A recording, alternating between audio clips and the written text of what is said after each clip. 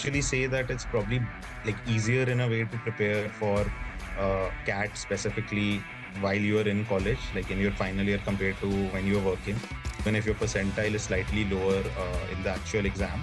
So, what is the trade-off between doing an MBA straight after undergraduation or first having any work experience and then getting into MBA? I also went for my exchange for 3 months to Paris. So that's the oldest business school in the world. So that was quite a good experience. But everyone is like so talented and everyone is doing so many things. No matter what you do, you'll never be enough.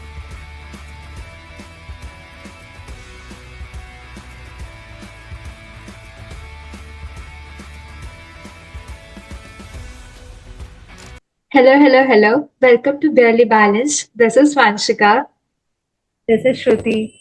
And today we have with us a very special guest, Shubhang Gopal. He has scored a stunning 99.7% in CAT and has pursued his master's from IIM Bangalore, a dream college for many. Has also been an All India ranker in IPMAT. He currently is a senior associate at Boston Consulting Group, that is BCG. Earlier, he was a summer intern at KPMG India. He has also done his master's in management from ESTP Business School. So, hi Shubhang, welcome to Barely Balanced. Would you like to say something before we go ahead? No, hi guys. It's really nice to be here, and I hope that we can have an interesting conversation.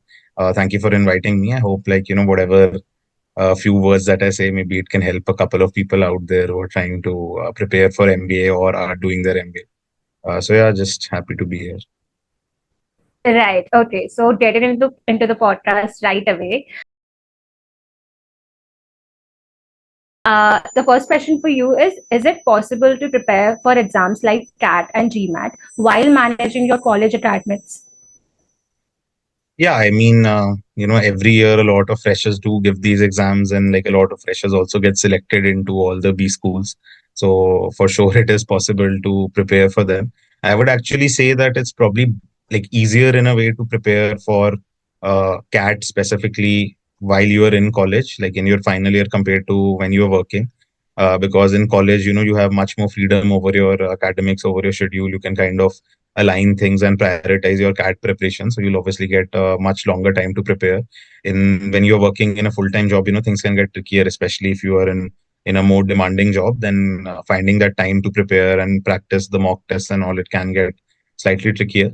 But then again, the admission process is such that you get a lot of additional marks for the work experience that you have. So even if your percentile is slightly lower in the actual exam, your work X marks and a lot of the other components, they kind of make up your overall cumulative score. So that is why you see like a healthy mix of freshers as well as people with the work experience entering the B schools every year. So yeah, definitely possible to prepare in college. Okay, so could you give like a breakup of this CAT syllabus that comes? Like, what are the sections that majorly dominate the exam? Yeah. Yeah, so I wrote the exam around 3 years back now, but from like what I remember, I mean, I remember the pattern. So there are like three sections mainly. It's quantitative analysis, which is called quant. You have DILR and you have VARC, which is verbal ability and reading comprehension.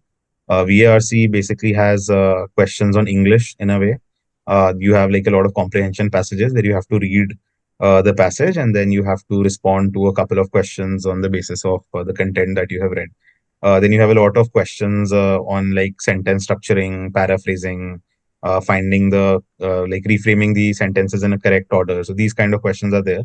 The exact type keeps changing year on year. I'm not sure, what types came this year, but it's mostly that like a couple of passages, a couple of questions to test your grammar and your sentence framing. When it comes to DILR, that's mostly divided into two parts: data interpretation and logical reasoning. In recent years in CAT, mostly a lot of the sets or like these sets are basically, these passages of questions that come. They're mostly like mixed of both these components. They're not exactly distinct. But DI or data interpretation can be looked at reading your graphs, charts, and kind of interpreting data and doing some calculations from them. Whereas LR or logical reasoning is more around solving puzzles like seating arrangements and say games and tournaments and those kind of questions.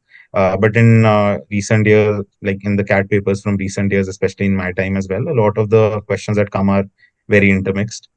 So that's mostly a section of just practice and kind of getting a hang of solving puzzles quickly. When it comes to QA, that is actually a section that is like most preparable in a sense because the syllabus is fixed and you can kind of do specific topics and maximize your score. That's basically your math till say class 10 level, what you study in school. You have a lot of topics broadly around arithmetic, geometry. You have the number system. You have algebra. So these are the broad topics. In arithmetic, for example, you can have your time and distance. You can have questions on work. You can have various other topics. Number theory. You'll have your prime numbers and those kind of things. Geometry. You'll have formulae and like theorems on circles, triangles, shapes. Those kind of questions which we do in school. And similarly in algebra, you'll have equations, simple equations, quadratic equation stuff. So that's basically the breakup of the pattern of the exam.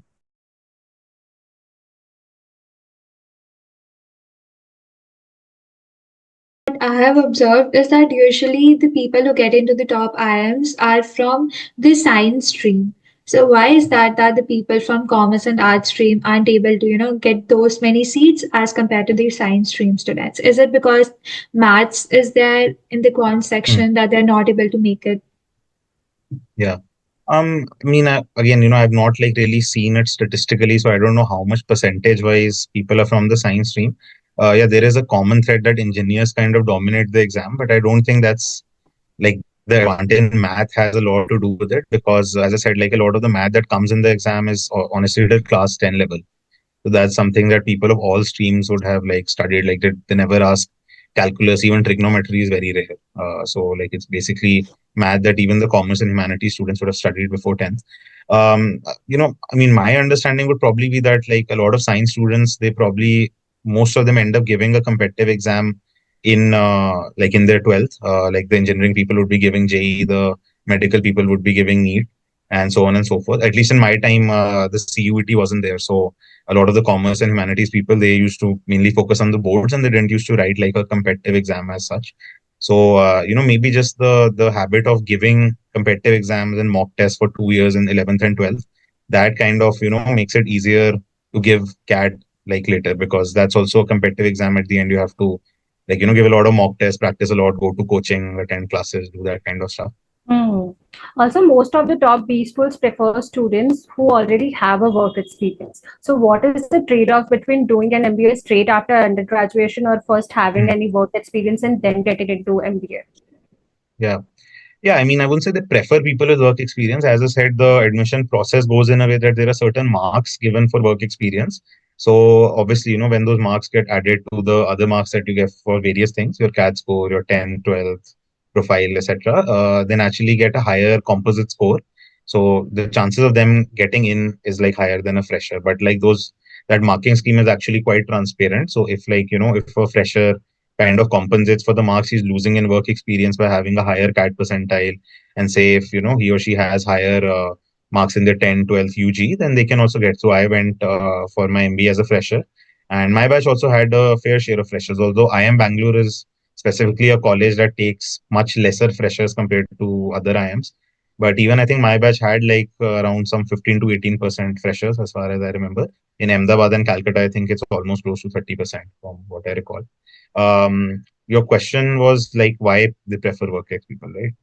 Yeah. Yeah, So I mean, I think maybe it's like the understanding is that probably if you have work experience, you can kind of contribute more to the class discussions, and your MBA is in a way more fruitful because having worked before, when you enter a management degree, you're more clear of what you want out of that management degree. Like if you want to pivot careers or pivot streams, or if you are very specific. For example, say someone was an engineer and he was in a core engineering job, right?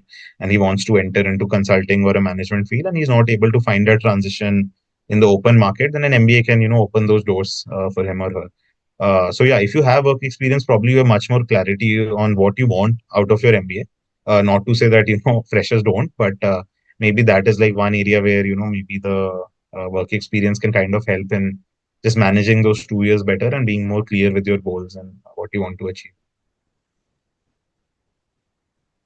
All right. So, how would you recommend someone? Like, should they do the work experience or should they not? Like, let's say I want to, get an MBA. but how should I go ahead with it? Like, should I go with the work experience? Like, I'm in SRCC, so I'll get a good placement for sure. This is Hmm. kind of like a guarantee they have. So, what Yeah. should I do? See, so when I was in my final year, I remember I'd asked the same question to like a couple of my seniors from DTU, some of them who had gone to IIM, some of them who had taken like a placement. And like mostly, an advice that I really resonated with, and the same thing that I also say to a lot of my juniors who speak to me is that you should, if you are clear that you want to do an MBA at some point, if that clarity is there, then you should just like take it whenever you get it. It's as simple as that. Like you should write CAT every year from fourth year. If you get it in your final year, and if you are sure that you have to do an MBA at some point anyway, like now later, if you get a good IM, like if you get a ABC or a ISB or something, you should just take it and not think a lot. If suppose you don't, then obviously if you have like a good placement offer from campus, then maybe you can go there, work a couple of years, and then give CAT again. And try for like one of the better B schools. Yeah, of course, if you are unclear in your final year of undergrad itself whether you eventually want to do an MBA or not, maybe that decision itself is something that you have not made right now, and you want to just explore a corporate job for a couple of years and then decide if you want to do an MBA. Then for sure, maybe you can wait it out, because then if you go directly in the fourth year and end up doing an MBA and then realize after that that this is not something you wanted to do, then you've also spent 2 years, also obviously paid a hefty fee, and then still it might not align with the career objectives you want. But if that clarity is there, then whenever you get a good enough percentile and good enough conversion from a college, you should just, it could be a fresher, it could be with 1 year work ex, 2 year work ex. Because once you enter college, honestly, after like the first 1 or 2 months, there's literally no difference between a fresher and a work ex candidate, neither academically nor in the kind of experience or journey they have in the B school, nor in the final outcome in terms of the placements they get from B school. So whenever you like get a good college, you should take it. That's like the advice I usually. Right. Also, how can one consider that which MBA school they should go for, like IIMs or ISB, or should they go for global MBAs? What are the factors one should consider? Yeah. So, I mean, it can be on the basis of multiple things. Obviously, different people can have like different targets of what set of B schools they aspire to go to, and what set of B schools can kind of fulfill their long-term career ambitions. Obviously, everyone desires to say go to the highest ranked or the most well-renowned B schools, whether it's in India or abroad. In India, it would be IIM ABC, maybe ISB. Abroad, it would be like the M7 schools. Maybe you want to go to Harvard or Yale or something like that. I personally didn't really, prepare or apply abroad anywhere, so I'm not very sure of how that process works. I have a couple of friends who went abroad for an MBA, but that was not something like I had considered. I had thought about it for a while during my UG, but after taking into account a lot of personal factors, other things, I decided that was not something I wanted to do. That probably for an MBA was not the route I wanted to pursue. And I mean, I was just unclear on going abroad in the long run at the very base of it. So doing an MBA from abroad and then coming back and getting the same job that you would get, say, from an IIM, while you would have paid, say, 4 or 5 times the fee there, that route just didn't make sense for me. So yeah, that was like just my personal call. But yeah, like a lot of people would have a desire to say do an MBA from abroad and then probably settle abroad. Like if you go to the States and do an MBA from there, you would want to move into like a job there and then settle there, or maybe somewhere in Europe, whatever the plan is. So yeah, obviously, if you want to settle abroad long term, then it makes much more sense to do your masters from abroad.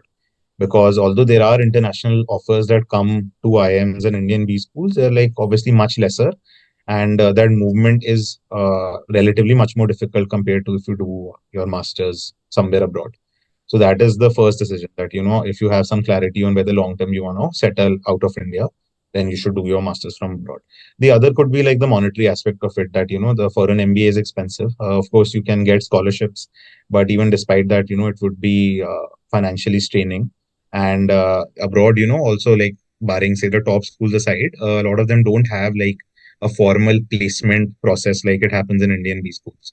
So a lot of the times you kind of have to find ideal placement opportunities by yourself, and there the fact that you're not a native and you would have visa requirements and those kind of challenges that can kind of become tricky as well. And then you would have a huge mounting education loan because of like the cost of the degree. So the finances could be another thing that people consider before taking that plunge. So these are the two main ones, what you want out of your settlement long term, and whether you can afford it financially.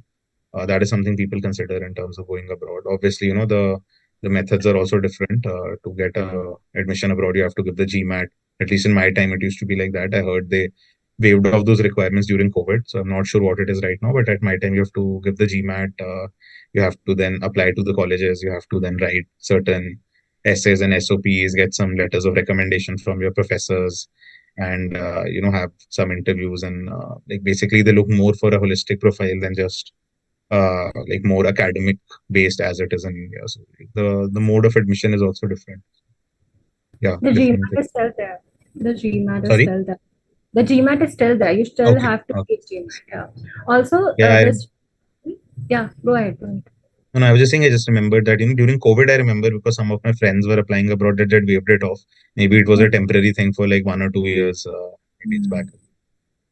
Also, this reminds me of something, and I'm very curious to ask this question. I watched a video where they were explaining that MBA schools also have something called as campus exchange programs. So maybe Indian MBA students will go outside and for maybe 2 to 3 weeks or months, and they study there, get hands-on experience. So is Yeah. it like a thing?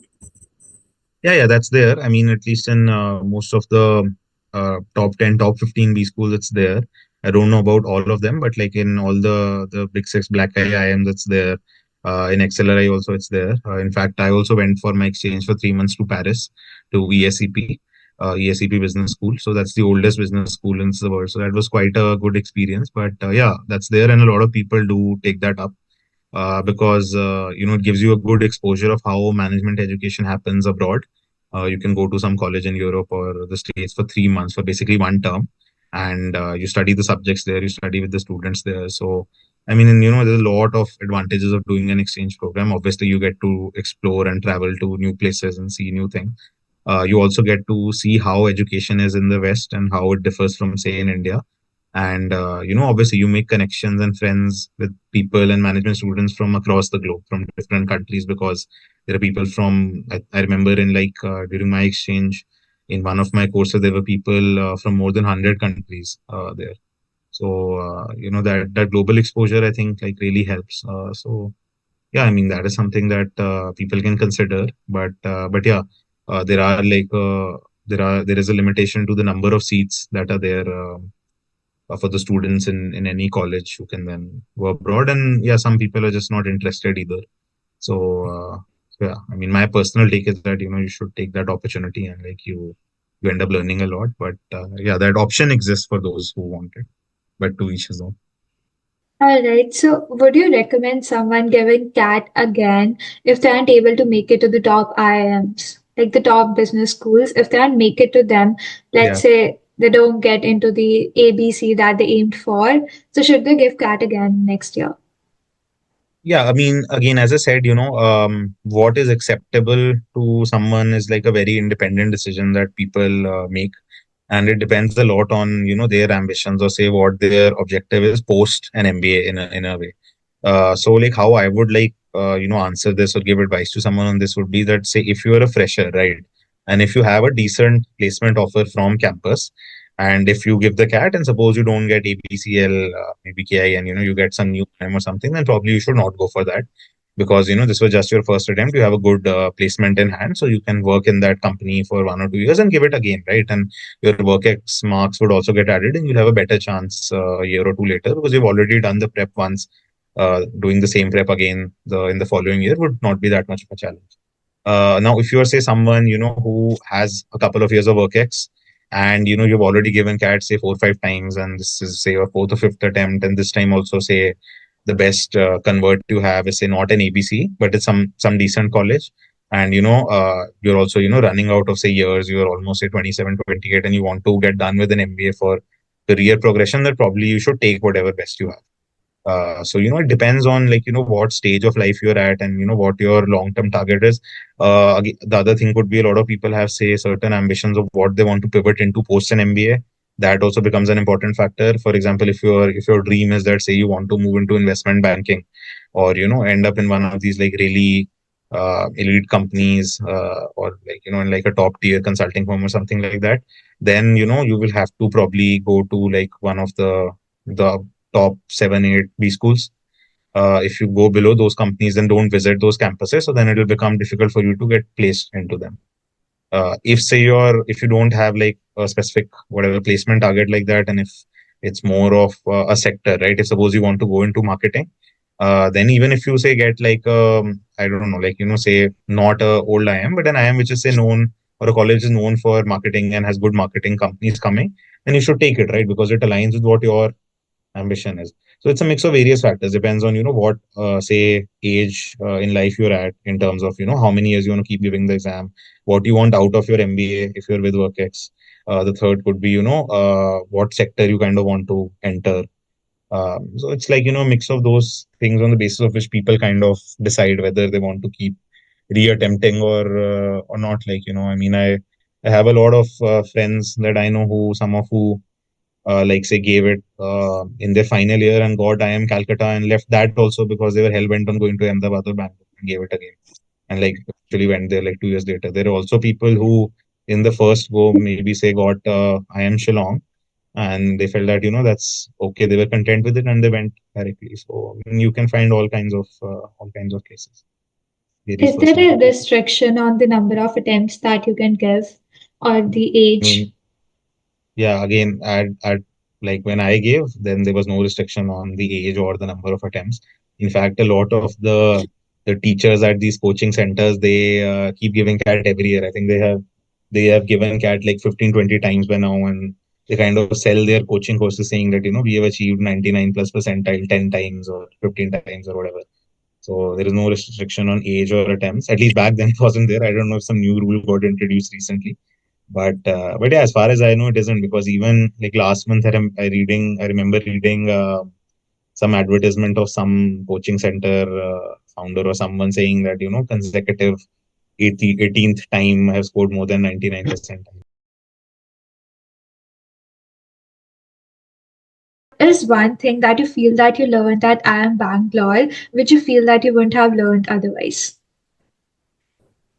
Oh yeah, that's a tough one. I mean, I wouldn't say one thing. I learned like a lot of things because like an MBA really teaches you a lot beyond just the subjects that you study there.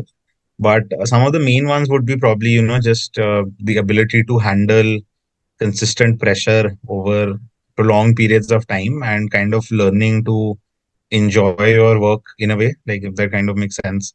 Because, you are consistently doing a lot of things in B school, whether that's academics, your co-curricular societies, placements, some live projects on the side, and also with this you also want to like have fun and like enjoy your hostel life with your friends and so on and so forth. Just managing everything, that just time management basically, is a better way to put it. Just like managing everything, even like intense high pressure situations, and still managing to do whatever 70% of the things that you want to do is something that you learn very well over these 2 years.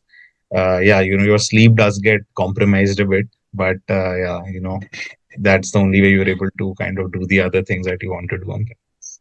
Uh, so now I have a fun question for you. Looking back at your own MBA journey, do you think there is something, if you would have known before, it would have been better for you during your MBA journey? I mean, not really. I mean, I'm pretty content with like how my MBA went, at least broadly. Of course, there are ups and downs. There are like, some phases which are harder than others.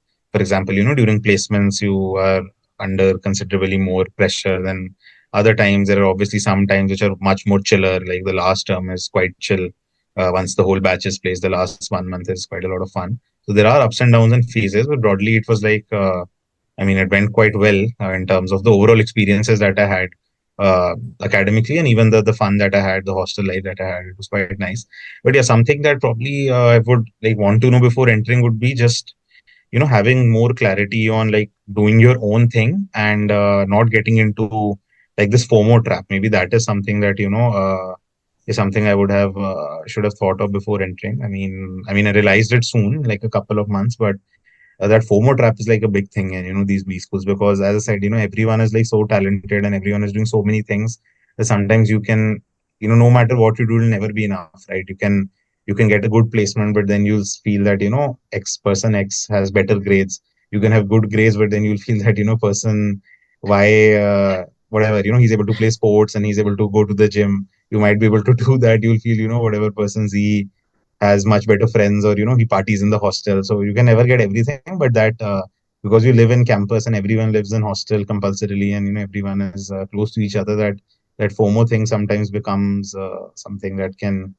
maybe like push you to try to do things that you're not inherently very interested in. So having that clarity of what you really want out of your MBA, I'm not just saying professionally or academically, even personally, the kind of 2 years you want to have, and what kind of is important for you and what you don't care about, that can kind of just ease a lot of things on campus. This So happens from even in SICC as well. Like SICC is kind of like the mini IIM ka version.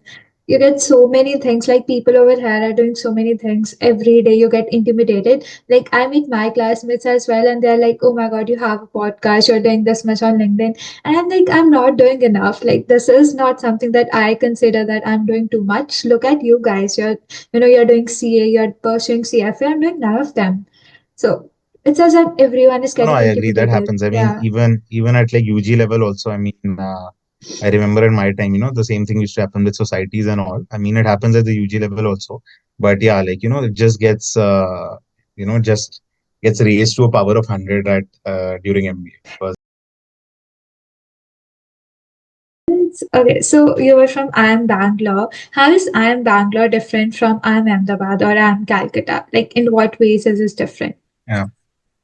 I mean, see, I'm from IIM Bangalore, so I'm obliged to say that IIM Bangalore is the best in all ways. I mean, it is like the best in some fronts, hands down. For example, the weather is in Bangalore is much better than say Ahmedabad and Calcutta. That is something that all my friends from Ahmedabad and Calcutta also agree to. Personally, I've had the chance to go to both Ahmedabad and Calcutta for some quiz competitions during my MBA. So I've experienced those campuses for like five days each. To kind of like see what the differences are. uh yeah, I would say probably in terms of students there is not like a lot of difference. Like the talent pool is pretty much kind of same across the three campuses, maybe slight differences here and there, but broadly it's the same kind of crowd, similar profiles, similar talent pools.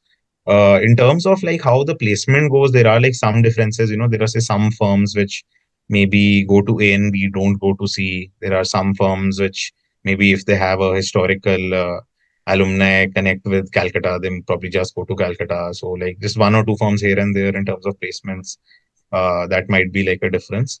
Culturally, all colleges are quite different. So I mean, it's very difficult to delve deeper into that, because that is something you kind of see and experience over 2 years. But because all IIMs kind of work very independent to each other, and there is no central board which kind of defines how every IIM has to work. So culturally, they're, and even like in terms of their academics, they're very very different.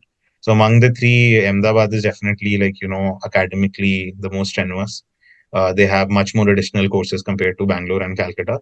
Calcutta is probably on the chiller end, among the three. Bangalore probably is the more, say, forward thinking or entrepreneurial driven. A lot of the courses that we had as compulsory courses are courses that are not even say offered as electives in say ANC. We had compulsory courses in entrepreneurship and stuff like that. So I think recently, Bangalore has also started introducing compulsory courses in AI and stuff. So Bangalore is more forward thinking in that sense. Um, so yeah, that is there. Those are the differences. Otherwise, the hostel life varies massively, right? Because it's a function of the city, how the campus is designed. Bangalore is, it's like more of a hub of younger people because of a lot of working tech crowd in the city as well. So the city is much more lively. A lot of people have their friends from their past companies in the city. Ahmedabad, in that sense, there's not like a lot to do in the city. At least the 5 days that I went, there was not like a lot to do beyond 10 p.m. in the city.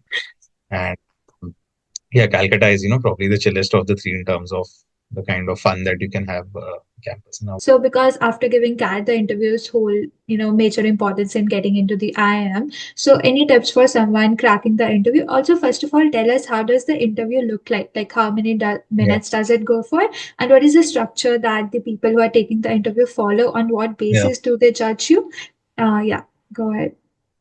So first, in terms of the structure, the duration can vary from college to college. So at my time, I had all the calls except Ahmedabad, and across all the interviews I gave, they were mostly online. I think only FMS was offline, maybe one more, but mostly they were online because of COVID at that time.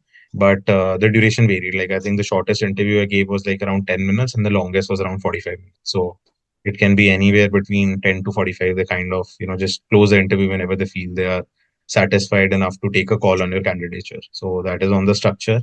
What they judge you on like a variety of things that they will discuss with you. So it's more like a conversation, but still centered around a couple of buckets.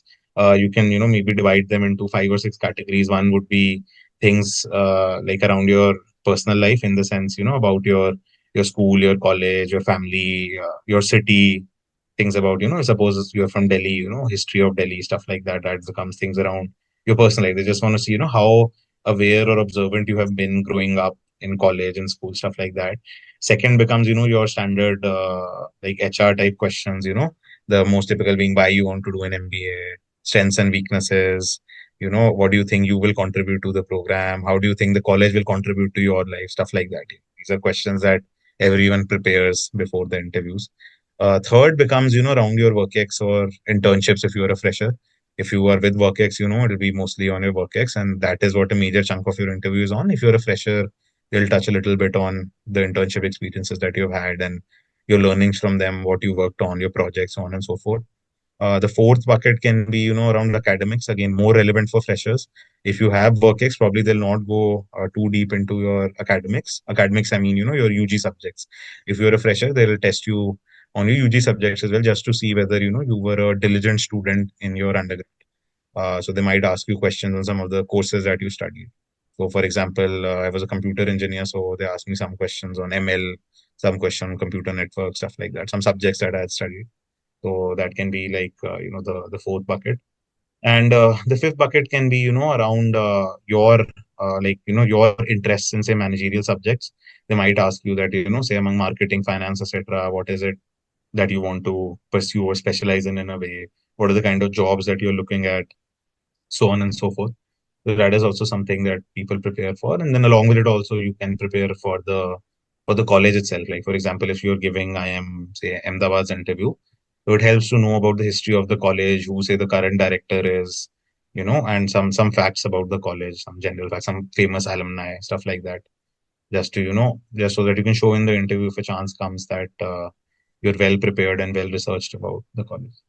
And then some colleges also have some additional rounds. IIM Bangalore had it at my time, which is called a WAT, like a written ability test. So they, before the interview, they make you like write a essay. At my in my year, it was like, they gave you 30 minutes. They gave a topic, you had to like write a essay on it, around 500 words. So Ahmedabad also has it, Bangalore has it. I don't know, like other colleges in my year, the other colleges didn't have it, but it keeps changing year on year. Maybe some of them have it right now or not. Some also have like an additional round called an extempore or extempore. FMS had it at my time, where they'll give you like a topic and they'll ask you to speak on it. Like they'll give you 1 minute to think on the topic and they'll ask you to speak on it for 1 minute. So some colleges have like additional rounds like that. SPGen has like a group discussion round as well. IIMs don't have it now. They used to have it like a couple of years back, but in recent years they don't have group discussions.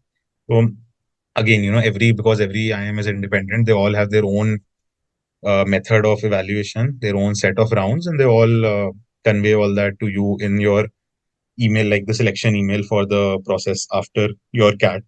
So they convey all the various rounds that are going to happen. And yeah, but mostly an interview will be there for sure. Some will have a written abilities test, some can have a GD, some can have some speaking test, stuff like. Okay, all right, guys, that was all. We hope you enjoyed it.